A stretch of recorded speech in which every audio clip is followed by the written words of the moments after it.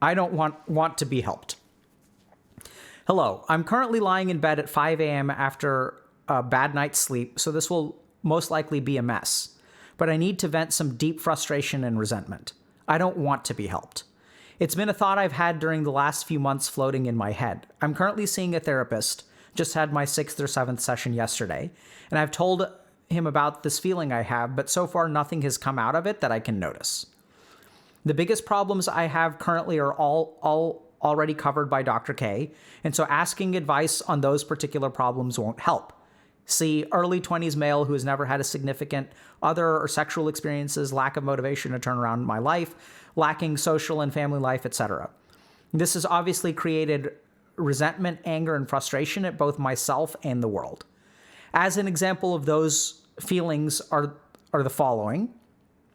Why was I never able to form friendships and romantic relationships when I was starting to be a teen like most teens? After all, they're just teens. How the F did they even know how to get into a relationship?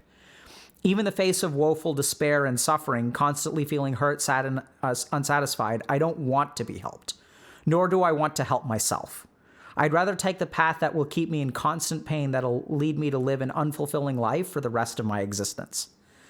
The most advice I've gotten from my therapist is to try to see the optimism in my situation and to try to work on my self-esteem, whatever that means.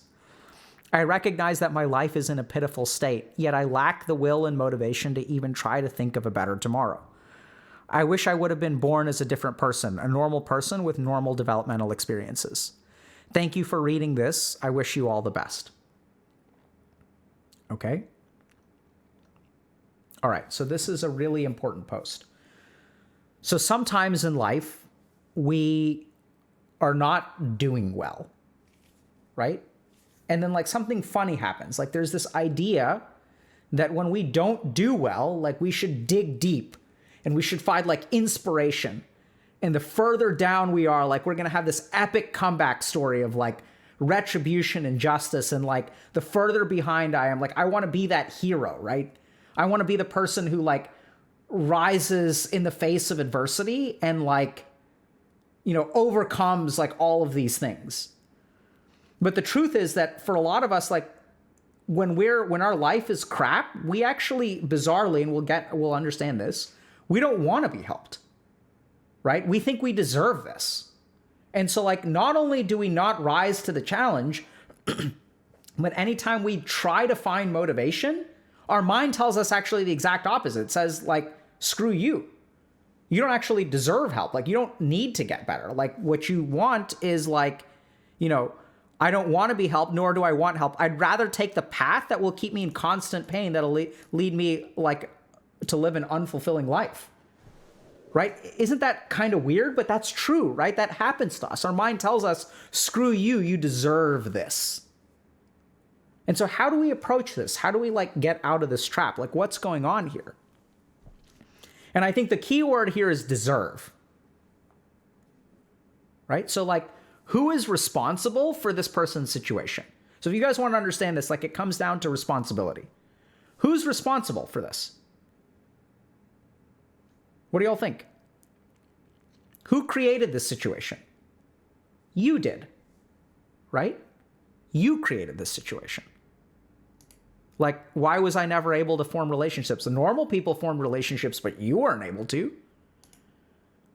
Like, they don't even know how to form relationships, and they did it anyway, but I wasn't able to. Right? So then, like, if you're responsible for being unmotivated, not having a significant other, life is going nowhere, how do you feel about yourself? How do you feel towards the person? Maybe this is a better question. How do you feel towards the person who did this to your life? How do you feel about that person? Because they did this to you, right? You're angry with them. What do they deserve? They made your life crap? What's justice in this scenario?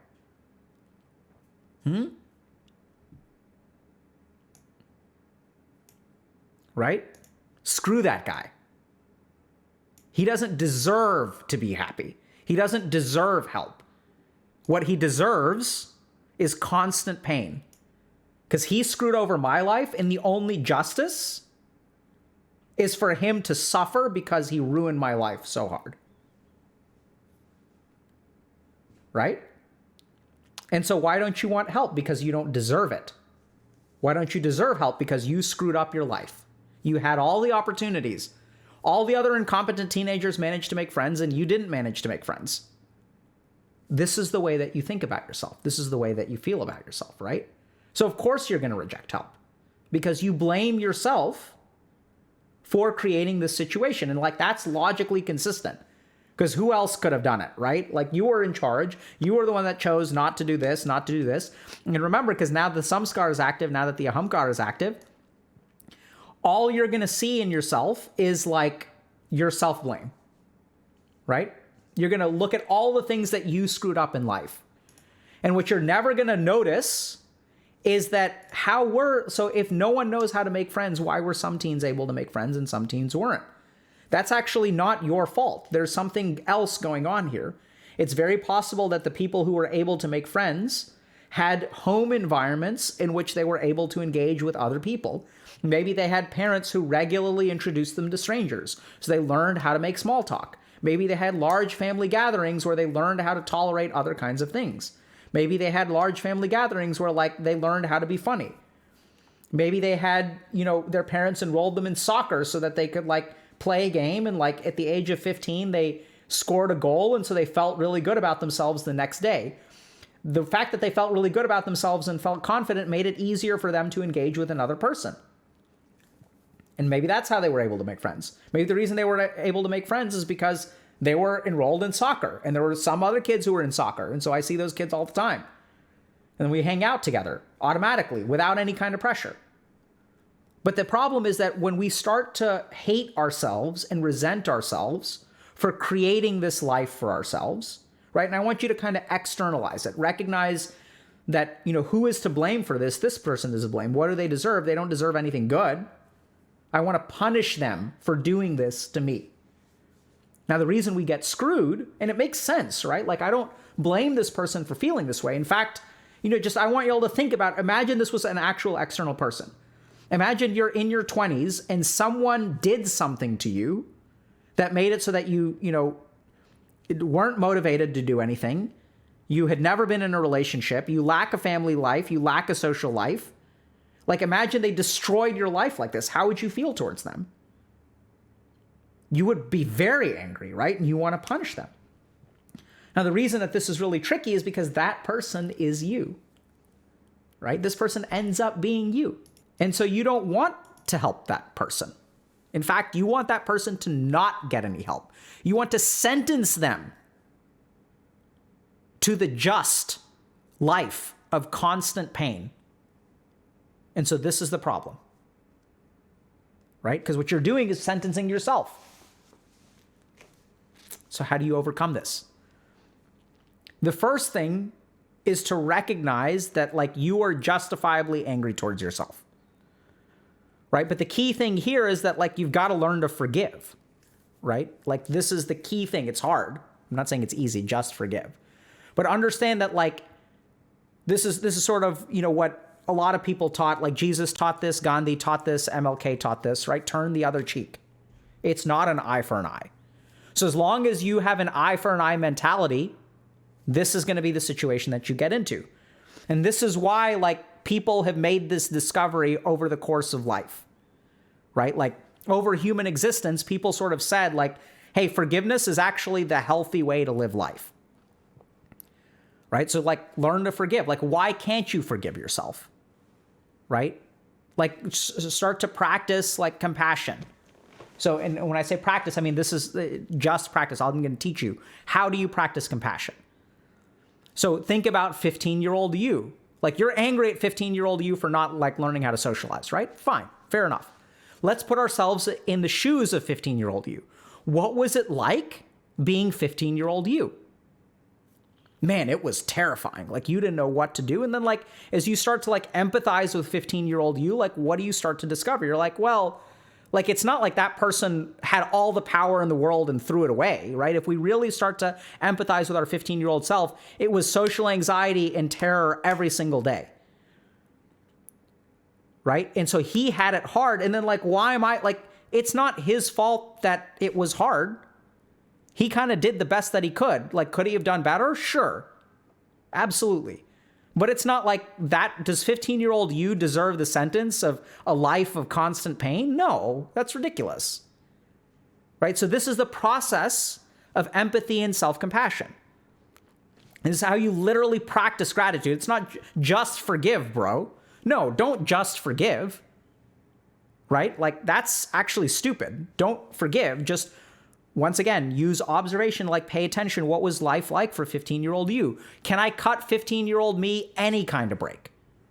If I could talk to 15-year-old me today, what would I say?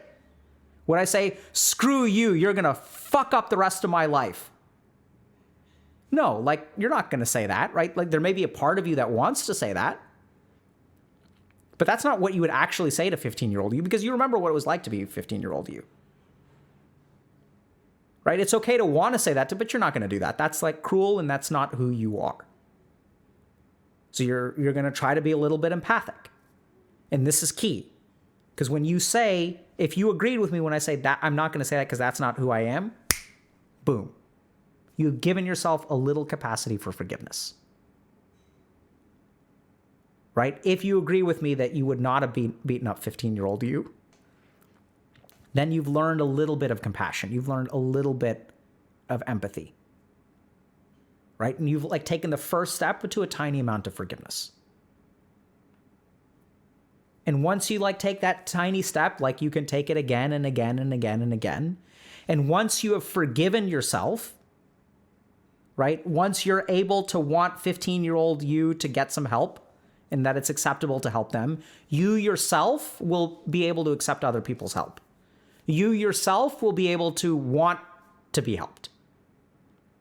But it has to come with you, first of all, letting go of the sentence that you're putting on yourself. It's the judgment. It's this idea that I deserve this, right? And if you deserve it, of course you're not going to find any motivation to change it, right? Because it's what's just. It's like, the motivation is not to change it, it's to actually make that prophecy come true. You want to carry out the sentence against yourself. So you're highly motivated to not change, which is exactly what we see. And then we get confused and we beat ourselves up because we're like, well, like, why am I not motivated to change? I wish I was motivated to change. I wish I was motivated to change. And then you beat yourself up even more. And then you've tacked on 15 more years to your life sentence. And the cycle repeats. And there's less forgiveness and more judgment and more judgment. You screw it up, you screw it up, you screw it up. And then like you're just like, there's no hope for you, right? So take a step back from all of it. First of all, recognize and forgive yourself for being in this situation. Like you're not a complete idiot, right? Like you're just human, just like the rest of us. And sometimes we have a constellation of things that happen to us that we end up getting stuck, right? Like sometimes we just get stuck in the mud in life. And then like the more that you spin your wheels, the more you get stuck in the mud. And this is exactly what we're seeing here. That it is our reaction to things that propagate the problems. It is our strategy that we use that actually digs the hole we're in, right? And so start by sort of taking a step back. Start by recognizing that there is a part of you that wishes to punish yourself for putting you in this situation, and that part is completely valid. It's not wrong, right? But it's incomplete. And there's more to the story than that. That thinking is not so black and white. That you don't deserve a life of constant pain. Did you screw up here or there? Absolutely. Could you have done better? Absolutely. But what you need from yourself is not to carry out a sentence of judgment. What you need is like a little bit of pep talk at halftime and get your ass back in the game and like do the best that you can. You can still win this. That's what you need from yourself. And so that starts by, first of all, empathizing with your 15-year-old you and remembering how hard it was to be them. And recognize as well, if you can get this far, that 5 years from now, you can even empathize with mid-20s you, right? Like, do you deserve some compassion here? Like, is your life genuinely hard? Sure, it's your fault, but now you're here and you have no motivation. And like, could you use a little bit of TLC. Absolutely. And if you can sort of admit that to yourself, then you're starting to walk the path of forgiveness. So it's like gratitude and compassion have to be practiced, right? So I'll give you guys one other kind of like meditative practice. The next time someone pisses you off a tiny amount, try to practice some kind of gratitude or compassion towards them. And when you say practice, what do you mean, Dr. K? It can feel fake. That's okay. But I want you to do it anyway. So I want y'all to go play a pub game of some competitive multiplayer, like MOBA is ideal, right? And you're going to have some guy who's going to feed and cause you to lose the game. And then, like, I want you to literally say to them, better luck next time, dude. Like, you'll do it. Like, I recognize that maybe I was frustrated with you, but, like, I didn't play perfect either. Practice some kind of gratitude or compassion towards someone else in your game. Right? Like, do that. Practice it. And when you go, but you say, oh, Dr. K, I don't feel it. That's okay. I want you to do it, right? It's a practice. So do it. Practice some kind of compassion towards someone else. Like, set aside your own feelings and recognize, okay, like, how does it feel to throw the game that you were playing when you guys were winning? It feels really bad. And so what do you do with those emotions? You take it out on everyone else. You flame the rest of the universe. And what people need in that moment when you screw up your ult, like in the last team fight, like you're so angry at yourself you can't even handle it. You start beating up on other people, flaming all these other noobs. So practice a little bit of compassion, right? So remember what it's like to be if your teammate just lost you the game, remember what it's like when you lose people the game. It sucks. So try to practice a little bit of compassion. Say, hey, we'll get them next time, dude. You played really well. Like, we all made mistakes. Good luck on your next game. Practice some compassion. And that's how we become compassionate. Through practice.